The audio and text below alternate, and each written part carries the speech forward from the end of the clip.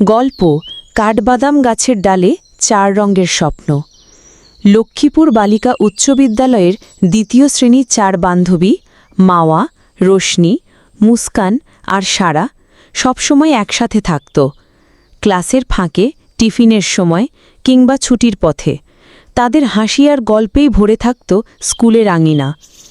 একদিন টিফিনের সময় তারা স্কুলের পেছনের বড় কাঠবাদাম গাছটার নিচে বসে আকাশের দিকে তাকিয়ে বলল, ইস, যদি আমরা পাখি হতে পারতাম, আকাশে উড়তাম, ফুলে ফুলে যেতাম, নদীর ধারে খেলতাম, কেউ আমাদের থামাতে পারত না। তাদের স্বপ্নের কথা যেন বাতাস শুনে নিল। পরের দিন সূর্যের আলো ফোটার সাথে সাথে তারা চোখ খুলে দেখল তারা আর মানুষ নেই, তারা ৪টি রঙিন পাখি। মাওয়া হলো হলুদ পাখি, রোশনি গোলাপি, মুস্কান নীল সদা আর সারা লাল পাখি। বিস্ময়ের আনন্দে ডানা মেলে তারা উড়ে গেল তাদের প্রিয় কাঠবাদাম গাছের ডালে। মাওয়া উচ্ছ্বসিত হয়ে বলল, আজ আকাশটা কত সুন্দর, আমি উড়ে উড়ে পৃথিবীর সব জায়গা দেখতে চাই। রোশনি হেসে বলল, আমি ফুলের বাগানে গান গেয়ে সবাইকে খুশি করব।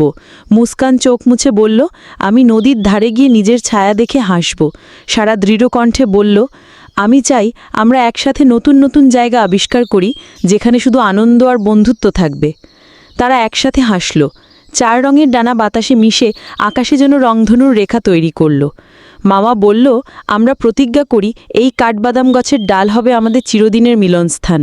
সবাই একসাথে ডানা ঝাপটিয়ে বলল, হ্যাঁ, আমরা আকাশের ৪ রঙের হাসি।